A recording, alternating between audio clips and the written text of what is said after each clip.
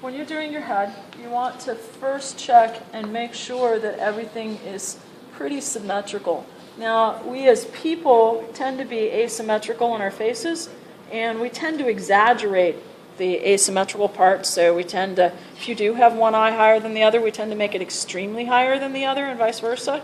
So it is best to go ahead and kind of level them out or get them pretty close to being level. Often I will hold something up between the two sides to help me tell, like this jawbone needs to come in a little bit, or I'll hold a vertical to help me tell and make sure I'm symmetrical. Check and make sure that your brow ridge shape is right, that your cheekbone shape is right.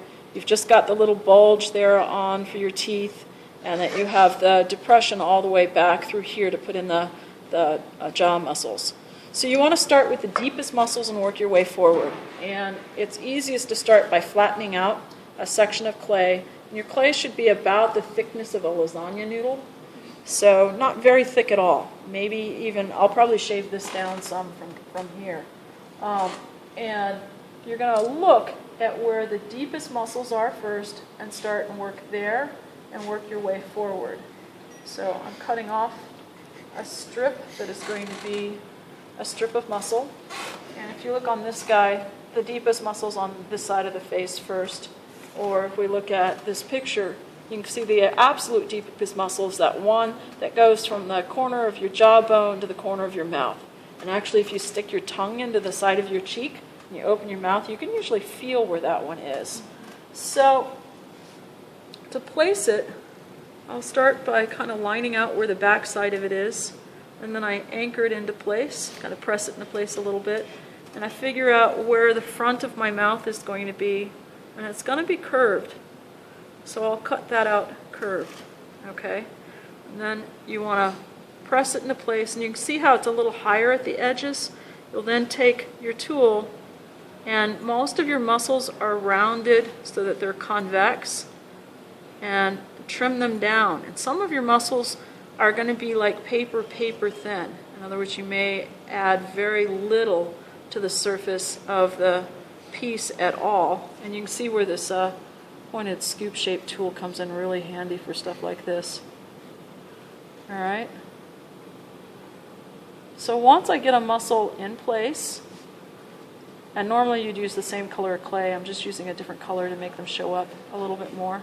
Once you get a muscle in place, I will usually go through and make a series of marks into them to let me know that I put that muscle in and then it goes in that direction, and that helps me a lot.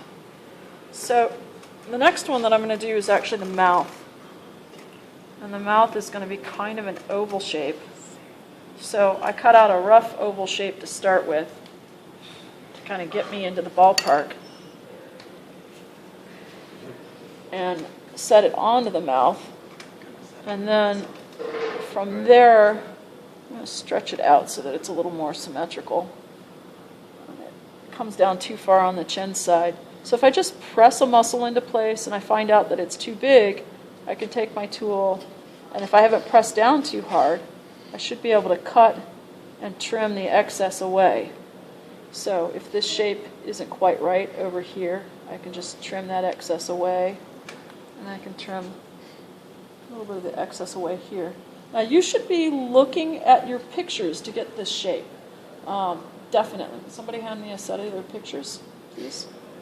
I don't care who they are or what they look like. So you can see along the line right here, this is the shape that I'm trying to duplicate. So she's pretty straight up and down in here. And then it comes back to being a little straighter on the sides on her. And then the undercut, the bottom side, is really narrow. So I'm trying to get whatever that shape is on you. You should be looking at your pictures a lot when you do this. And remember that the muscles are going to be thinner at the edges than they are at the center. So I'm going to go ahead and taper these guys. Otherwise, they'll look really strange. Okay.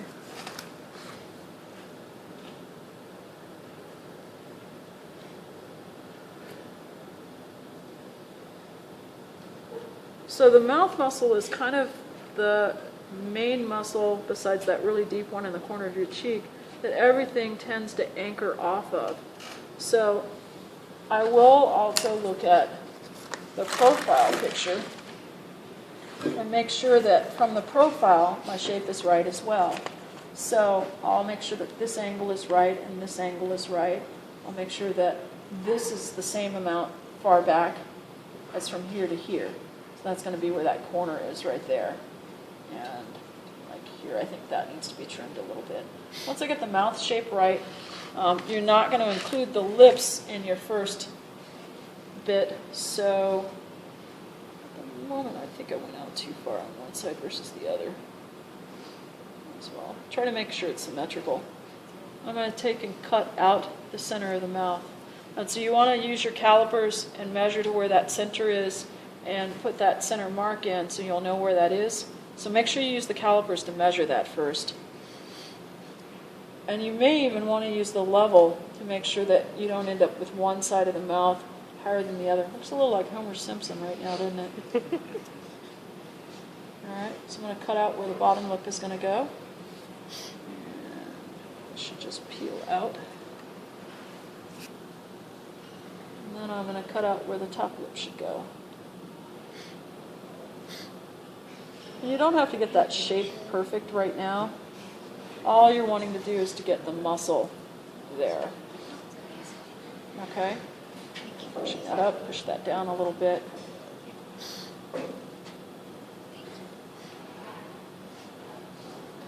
You'll probably make it a little wider than it actually is as well. Okay. Make sure it's centered. And this is one muscle you're going to fuss with a bit. So, like the muscle's a little flatter on the top side than it is on the bottom side, for sure. There's a little bit of a ridge right in there on the muscle. And do really look at your pictures when you're putting your muscles in. So, getting them in the right spot is one matter. Getting them the right shape is the other matter that's really quite important. And, all right.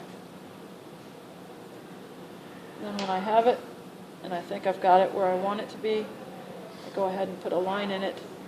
That lets me know that I've finished that, and I can go on to the next one. So, and you're going to have to make your own plan for how to go on deeper to further forward.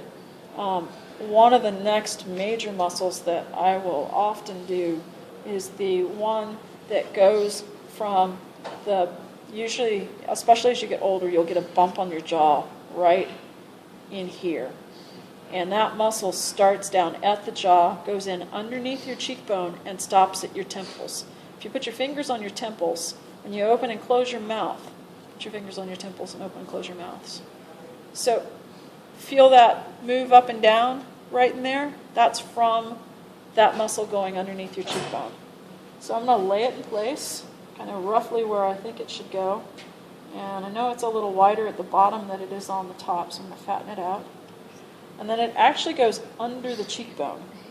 So all the muscles are going to attach to bone ridges. So it's going to attach inside that bone ridge. This one's going to slide underneath the cheekbone, so I'm actually going to remove that material that's there. Okay, so it can slide under, and then it's going to go up over the top. So I'm going to take that off completely. Now I can tuck that into the cheekbone and make this one, it blends up to the top. And you can kind of feel as you open and close your mouth roughly where that muscle stops. And it will be, your cheekbone's going to project out beyond it. So most likely you will have to trim the thickness of it. It's better to put the muscles on a little bit thick and then trim them down so you can get the shape right than it is to do it the other way around. So this muscle's pretty thin up top. It's really fairly thick down bottom. But your cheekbone's going to be thicker than it because remember it tucks and goes under that hole in the bone there. And this one also comes out underneath there.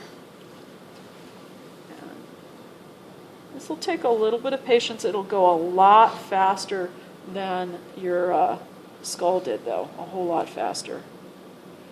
So I'm getting this one trimmed down and into place too. Okay. And then when you have it, you keep moving along to where you go to the next one and the next one and the next one. The ones that are probably the most important, it's important not to get your muscles too thick. That's really easy to do. You'll end up looking like a chipmunk if you do. And making sure that when you anchor things, there are areas of the bone, like the brow bone, the top of the cheekbone, and the bottom of the chin, that the muscles anchor to and don't necessarily go over. So there are a lot of these little strips, these little narrow muscles that allow you to do nice things like be able to smile. And those guys are pretty thin. But if you look on this guy, there are muscles that come forward to here, or this guy, muscles that come forward onto here. You can see that there are a few of them that are really deep, and then they get overlaid with narrower ones. So there's a couple that are really deep in here off of your nose, and then there's some that get overlaid. So if you work your way forward on those, doing the deeper ones first, and then doing the larger ones later, and they're going to anchor right to the bottom side of the cheekbone, usually, and they go right to the edge of your mouth. And like this is one of the ones that helps you be able to smile. So it's going to come right across there. And like I said, it anchors to the bottom of the cheekbone. So I'm going to remove that material up top. And you know how you get that crease right there in the corner? That's from that. You know how some people have a dimple right here? Can you see now where this and this interact, and there's a hole right there? That's where the dimple comes from on a lot of people. Some people, and the muscles are different on everyone. I mean, the basic shapes of them, the basic locations are the same, but everybody's muscles are shaped slightly different. You know, people who chew gum are going to have really thick muscles. People who don't are going to have thinner muscles. And you're just going to, like I said, slowly work your way forward. And you're going to do, I would recommend that you do the right side of the face along with the left side of the face. So you work at them, you know, kind of simultaneously. Don't get ahead of yourself, pun intended. Sort of. Was a bad pun. Okay. Make sure they don't get too thick.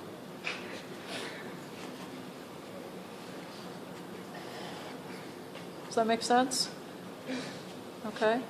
So you're just going to keep working your way around until you've got all the muscles on. Now, some of the muscles are going to be incredibly, incredibly thin.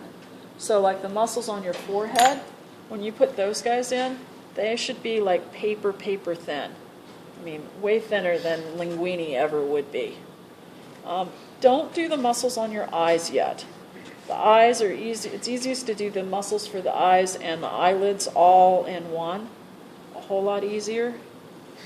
You know, and sometimes I'll take and kind of lay the thing into place before I actually cut the parts out, and that helps me figure out where stuff goes. See how thin that one is? I can still see the brow ridge, but that adds just a little bit right in there.